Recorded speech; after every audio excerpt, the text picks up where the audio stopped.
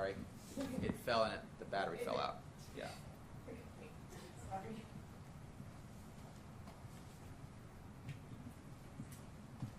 Well, thank you and good morning. Thanks for joining us. Today we are here to talk about this report, Immigration Detention in California, our fourth report from the California DOJ pursuant to our statutory duty to conduct regular reports. We're announcing today its release and going to talk about some of what we found in this report on immigration detention facilities operating in California, where non-citizens are detained by Immigration and Customs Enforcement, or ICE.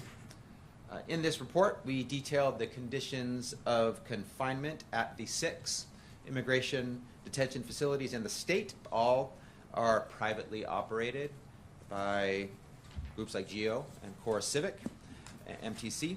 It's critical that more than ever, with the federal administration's efforts to eliminate oversight and overcrowd these facilities, that we shine a light on what's happening inside, on the conditions of confinement, on where standards of care are falling short, where they're falling short of the standards of care, especially when the president is pushing an inhumane campaign of mass immigration enforcement. This work is critical. So before we dive in, I'd like to thank my colleagues at DOJ, in particular our Civil Rights Enforcement Section and Research Services, for putting this report together. I have Kelly and Vilma with me here as well, who were instrumental in doing this work, engaged in the inspections and putting together the report that we are presenting to you today. And here in California, as always, we're focused on the facts. We're focused on data.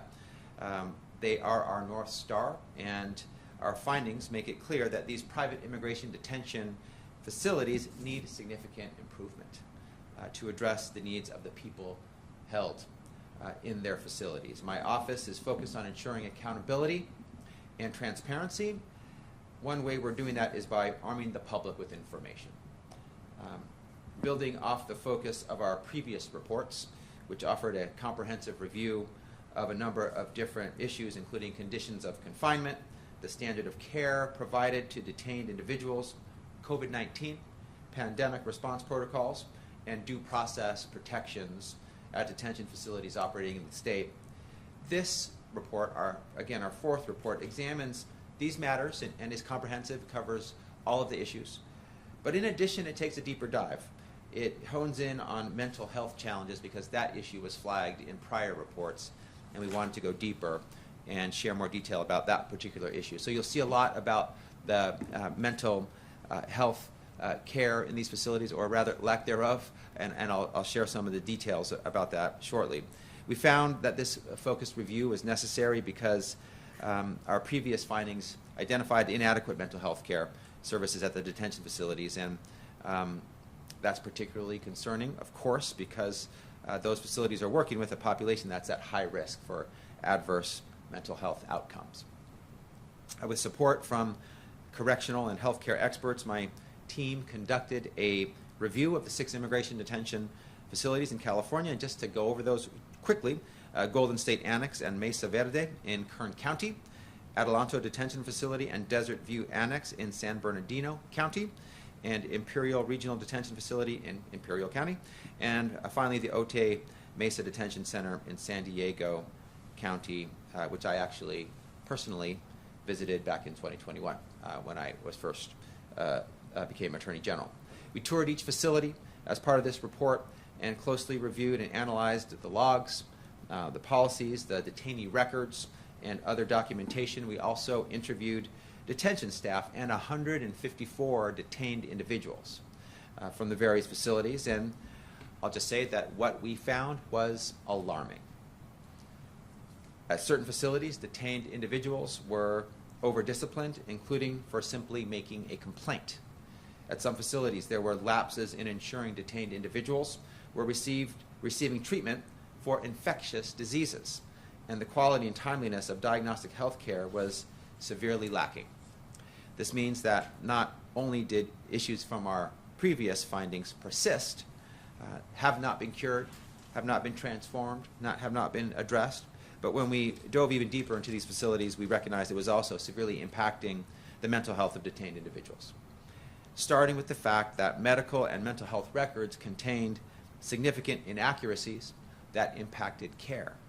Record keeping and maintenance and review of health care files at all 6 facilities were deficient. And without these records, providers aren't able to create and implement adequate treatment plans. We also identified weaknesses in suicide prevention and intervention strategies in every facility. These strategies are necessary because of the high suicide risk in detained populations. At different facilities, we identified disproportionate use of force against individuals with mental health diagnoses. And staff appeared to overutilize discipline and use of force. ICE standards of care are supposed to require staff to consider mental health conditions prior to engaging in calculated use of force incidents. In addition to this, facilities didn't conduct mental health reviews required by ICE's detention standards before placing people in solitary confinement. And that's important because some detained people spent periods of several months to over a year in conditions of isolation, which is harmful for any detained person, but presents particular risk to those with underlying mental health conditions. At some facilities, people with mental health conditions were placed in isolation more frequently and for longer periods of time. None of the facilities consistently offered adequate psychotherapy services. While all facilities offered psychiatry alone isn't enough to support a mental health program, particularly when serving a population with high rates of depression and post-traumatic stress disorder, PTSD. My team and I are highly concerned by the Mesa Verde facilities pat-down search policy, where detained persons were subjected to pat-down searches anytime they left their housing unit. Detained individuals described invasive searches that had a chilling effect on their decisions about whether or not they wanted to leave their unit to receive medical and mental health services or even meals. So they were intimidated into not even getting their meals or getting their health care or their mental health services.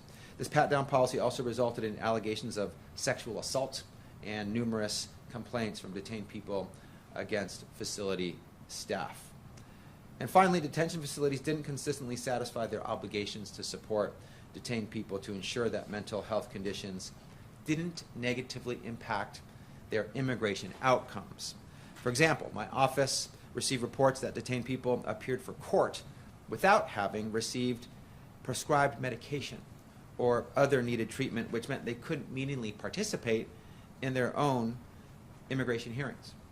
In California, detained people who have serious mental health illnesses and impairments are entitled to legal representation, and these facilities often didn't adequately inform people of this right. Under the Trump administration, we expect immigration enforcement and detention to increase across the country, and including in California. The number of individuals held in California's facilities has spiked already from around 2,300 detainees during our 2023 review to around 3,100 individuals held in detention as of this month in 2025. So from 2,300 to 3,100. This number will only continue to skyrocket as a result of the president's inhumane immigration policies. At DOJ's report of California's immigration detention facilities shows that previously identified issues have persisted, as I mentioned earlier, and will only worsen as detention numbers increase. Our findings also reveal that these detention facilities need drastic improvements to address the disregard of the mental health needs of people held there. So it's a sobering and stark and dark picture that we saw when we conducted our inspections. And much that is not being done that is substandard, and much that needs to be done to get to the appropriate standards of care and appropriate conditions of confinement in the 6 immigration detention centers privately run here in California. At DOJ, it's our mission to ensure safe and dignified and just living conditions for all our residents, including people who are detained at immigration detention facilities. The new federal administration has been volatile And while we don't know exactly what's to come, one of the certainties of this administration is uncertainty.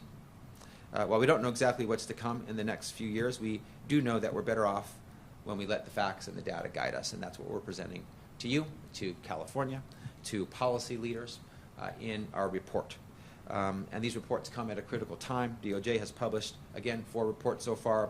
We'll continue to review and report on what we see in immigration detention centers, because justice relies on and demands transparency.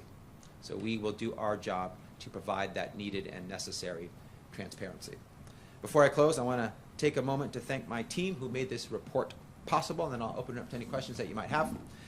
Cristina Gutierrez, Rosalind Cantu, Trinidad Ocampo, Dalen Thrift Viveros, Alex Flores, Anna Rick, Chloe Willis, Mirna Centron Valentin, Dominique Alcaraz, Kelly Burns, Vilma Palma Solana, Kelly and Vilma I mentioned before are here with me now, Marissa Malouf, Michael Newman, and Jackie Gonzalez. And now I'm happy to take any questions you might have. Yeah? At any time when you guys were trying to do the report, did GEO Group try to prevent state investigators from going into the facilities, or did they delay or cause problems for state investigators to go into the facilities and do their inspections?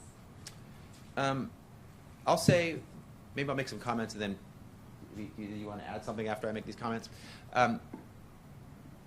This report is coming out in 2025. Our last report was in 2022. So part of that was due to us making sure we had all the information we needed to provide, to present the report, write it, make sure that we were covering all the bases. So maybe I'll let my team members who are engaged directly with the for-profit private companies that run these immigration detention centers share a little more, if you wish. Yes, in the report you will see that we did have some difficulties getting information, particularly from GEO facilities. That's not something new. We have documented that in our prior reports. Can we have your name? Vilma Palma Solana. Thank you. Thank you, Vilma. Yes, sir. You mentioned that some of the individuals were over-disciplined. If you can detail some of that over-discipline. And then one of the concerns, speaking with family members that have people detained in the detention centers, they say they don't often get the treatment or they don't often get the medicine that they need. Some people go in with, very special, need for medicine, and so what can you do, or what are you going to do to make sure that these people get that medication? If you can go for it, it's 2 questions. Yeah. So on the over-disciplining question, the first question, I'm going to let one of my colleagues talk about that in a second, but let me take your second question first. I've been very involved in this issue from before the time I became the Attorney General of the state of California. I authored a bill called AB 32, which looked at these for-profit private immigration detention centers as well as for-profit private prisons, and reviewed the conditions therein and determined that the incentives are all wrong for providing adequate and appropriate care, including health care, including the things that you've mentioned, like providing medications and access to health care and the medicine that those that are in the detention centers need.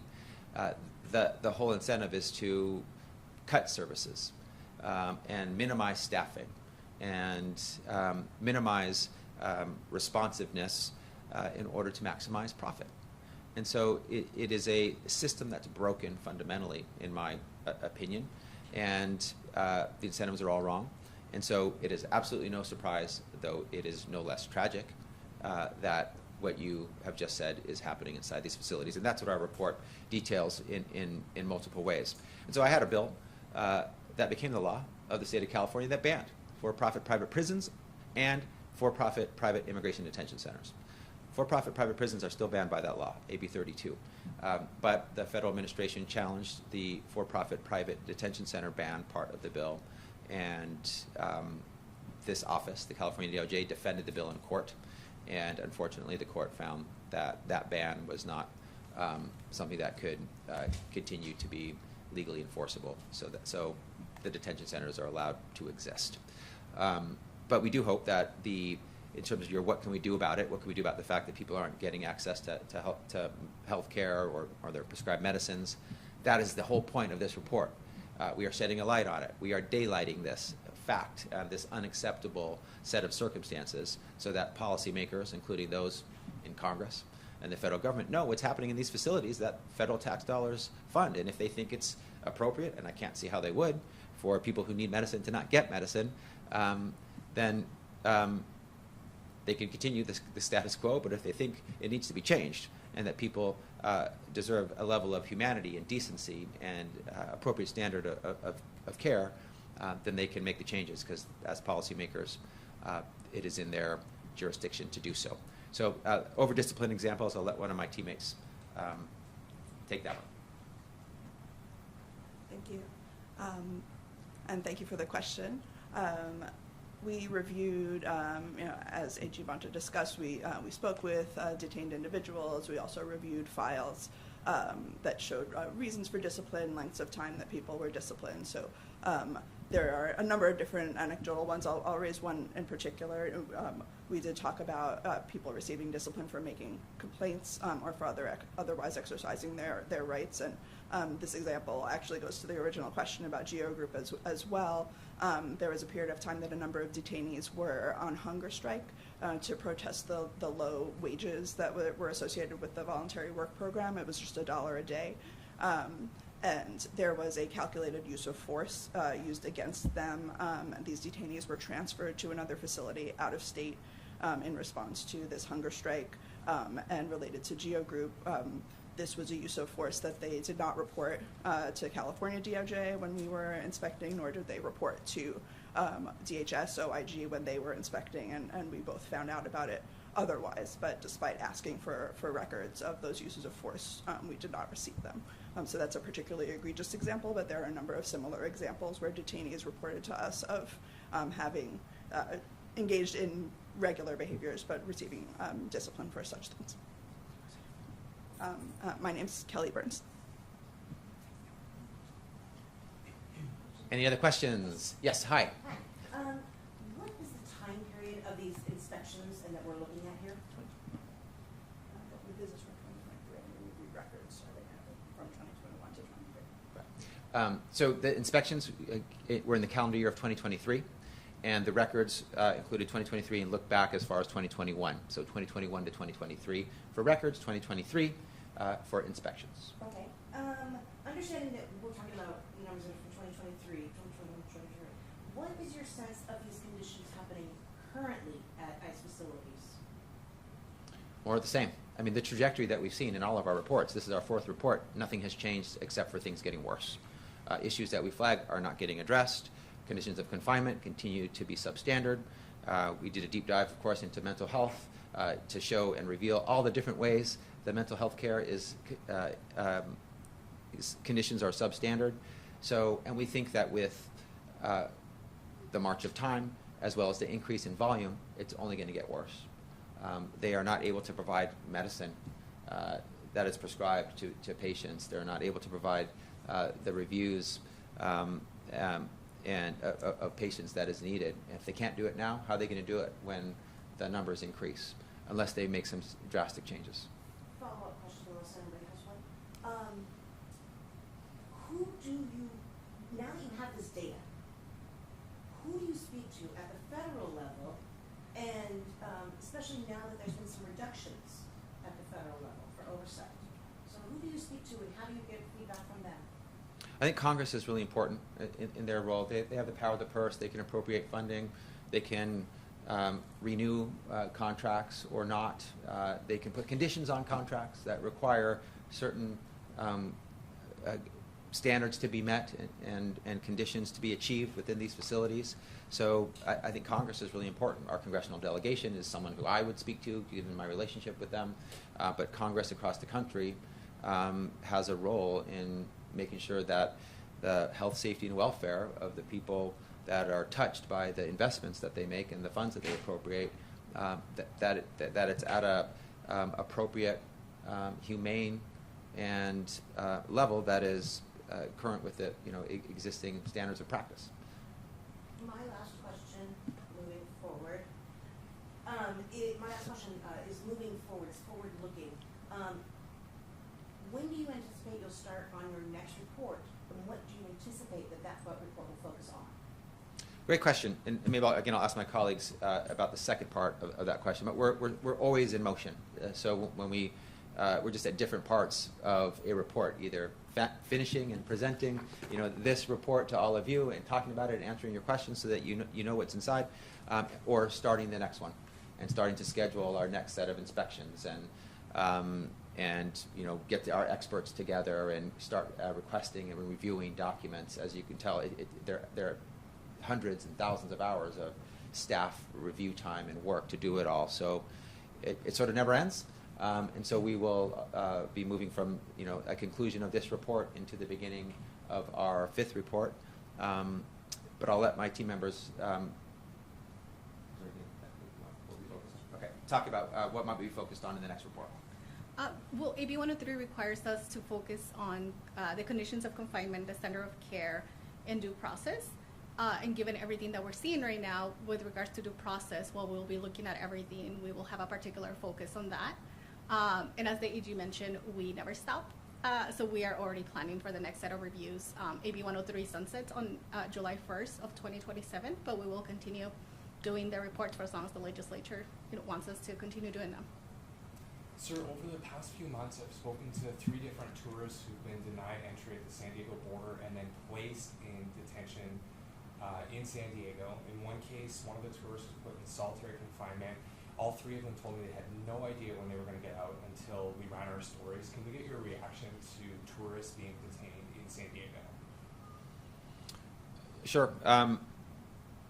Shocking, though sadly not surprising for these detention centers. I'm not really surprised by any of the completely unacceptable practices, conditions, examples, unfortunately, because that's the reputation they've earned through their own conduct for years.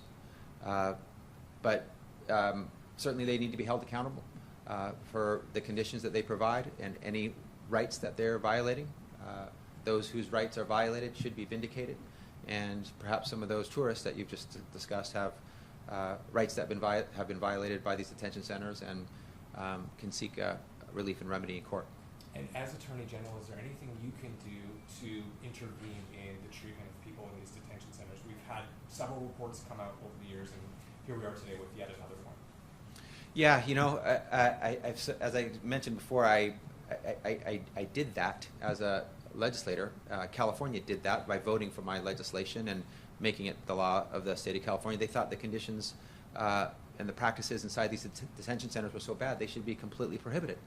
And unfortunately that was struck down. So because these are federal detention centers, there is a limit on what I can do, what the California legislature can do. The authority rests more with the federal government, particularly Congress. Our California congressional delegation, I know, is very interested in this report. They have reached out to me. Members of that delegation have reached out to me in the past to get input on what is in our report. We wrote a letter to our congressional delegation as they were considering contracts with these for-profit private operators for these facilities, and I know that they were very shocked by what we shared about what was happening inside. So our role here is more to shine the light, provide the report, arm policymakers who want evidence-based policy and data-driven policy with the evidence, with the data, so that they can do what's right and what's humane and what's fair and what's appropriate. So Congress really will take the ball and take the baton from us to take action. If you can, could you speak specifically about your findings at Core Civic and Otay Mesa? You guys want to do that? Yes, anything more specific? Yeah. I think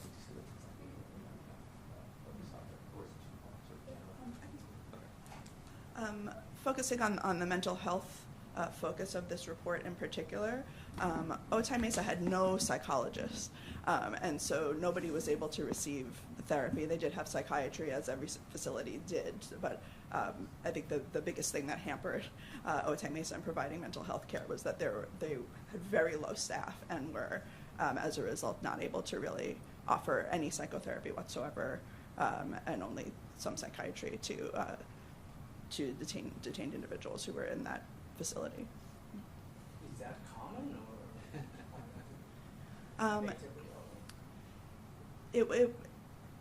Yes and no. So some facilities did not have any psychologists or any social workers or anyone able to provide counseling. There was always psychiatry, but sometimes there was the opportunity for some therapy. Although even facilities that did have therapy, it would provide very short sessions, which we had concerns about whether the therapeutic effect was really possible to come from the amount of time that psychologists or other counselors were spending with detained individuals, and some just did not have the staffing to provide even that. How much of a difference can a psychologist make at a facility like Otay Mesa? Would that be saving lives? Or why is it important to have psychologists? As Attorney General Bonta mentioned, given that among the highest number of the most common conditions that you see among this population is post-traumatic stress disorder and depression, and both of those treatment requires both psychiatry and therapy. There's no pill that cures a trauma.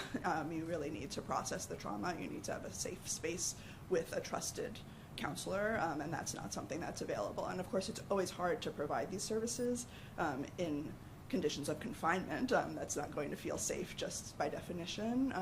But what can be offered by someone who is a counselor is maybe the detained person can even just find an hour a week that they're sitting with someone who will listen to them and treat them with the respect that you need in order to go through a healing process. And that's not something that's happening. And I think it can be a question of life and death, particularly if you're thinking about depression and suicidality associated with depression. detainees have told me it's really hard to get a call out. They have to wake up early, fight for a tablet, and in the case of the tourists, they had no idea when they're going to get out.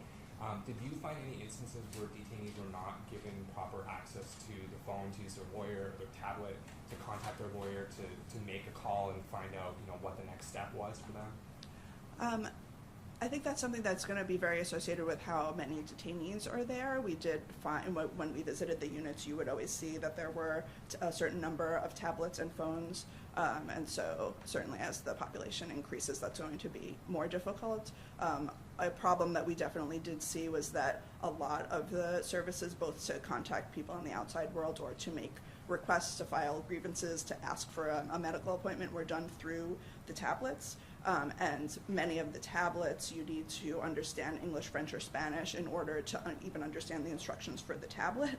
And so then detained people who speak any of the other languages, the many languages that are represented in the facilities, didn't have as easy a time, needed to have somebody help them even get into the tablet in order to ask for anything that they needed.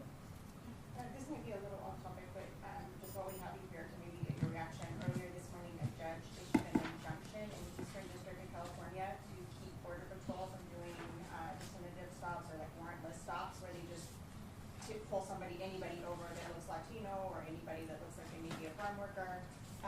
It's for the Eastern District of California, but is that kind of like the law of the land now? And does the AG's office plan to do anything to enforce that or monitor that? And then just kind of your reaction to it. We saw Border Patrol yesterday just go up, El Central Border Patrol go up to Kern County and do the same kind of thing of just stopping anybody that they think might be undocumented. And so the judge just told them this morning they can't do that. Yeah.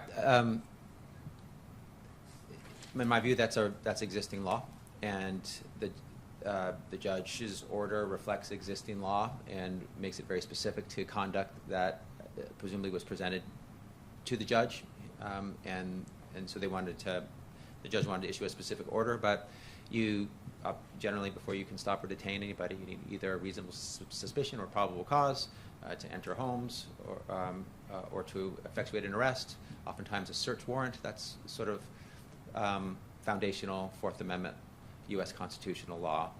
You can't racially profile people. You can't indiscriminately just stop people and search them without any appropriate reasonable suspicion or probable cause or without a warrant. So sounds like the judge had seen enough and wanted to issue an order. This is something that we've been focusing on since before the inauguration. We've always said that the federal government may lawfully enforce immigration law. They have the right to do that. They have resources to do that, including ICE, but they may not break the law. They may not invoke without authority certain laws like the Alien Enemies Act or the Insurrection Act and use the military inappropriately on American soil. They can't violate your Fourth Amendment rights. They can't racially profile you. They can't detain you endlessly if they were ever able to even detain you in the first place. So there's rules, and this judge is reminding the federal immigration enforcers about what those rules are, presumably in view of the conduct that he or she has seen. The Trump administration has promised to go after sanctuary jurisdictions. How are you preparing for that as Attorney General of California? I'm aware of what the Trump administration had announced yesterday, and honestly, part of what he was trying to announce was his record on immigration enforcement, and he has really failed to accomplish what he's stated, what he has indicated he wanted to accomplish. He's deported less people than Biden, and he said he wanted to have a mass deportation machine, the likes of which America has never seen before. So failure already within 100 days based on that promise. He also said he was going to focus on undocumented violent criminals. And on day one, he went after U.S. citizens with an executive order to revoke the birthright citizenship, a U.S. constitutional right. He was able to successfully deport a 2-year-old citizen last week, and has gone after lawful programs like temporary protected status and our asylum and refugee. So he's failing, but he's trying to present some success because he's a salesman, as he did yesterday. And he also, part of that was he was going to have his team research and identify the different sanctuary jurisdictions, which are all public and well known. There are decisions made in public to decide what sort of approach you're going to have in your state. There's a law that's been in the books since 2017 in California, SB 54, our California Values Act, which is our decision to use our limited and valuable law enforcement resources to fight crime, to go after murderers and rapists and folks involved in robbery and fentanyl and hate crimes and human trafficking and organized retail crime, and not to do the job of the federal government for civil immigration enforcement when they have huge departments like ICE that do this already. A very unremarkable proposition that we want to focus on crime and health, safety, and welfare of our people. It's like if someone was had a job in an office, a worker, and they went over to another worker, and they said, "Hey, will you do my job for me?" And that person said, "No, I respectfully decline to do your job for you. I'm going to focus on my job. But you're welcome to do your job." In that example, that's what the federal government is trying to say to the state of California. They want us to do their job for them when they can just do their job. We are focused on other priorities in our state, including mostly fighting crime. So we have a law on this issue. Like, this issue is addressed in Trump administration 1.0, U.S. versus California. It has already upheld our California Values Act, SB 54. It's completely lawful. The idea that he's going to go after us for a completely lawful position that the Constitution and the 10th Amendment gives us authority to take is, like many of his other approaches, crazy, unlawful, and unfounded in any legal authority. Besides, it's just what he wants to do. He wants to go after people that disagree with him. He's done it with attorneys. He's done it with judges. He's done it with blue states. and seemingly he wants to do it again with those folks that, in his words, he calls sanctuary. But it's all right. We've been thinking about this for months before the election. From the election to the inauguration, from the inauguration to now, we're ready. What he announced yesterday is wholly unremarkable.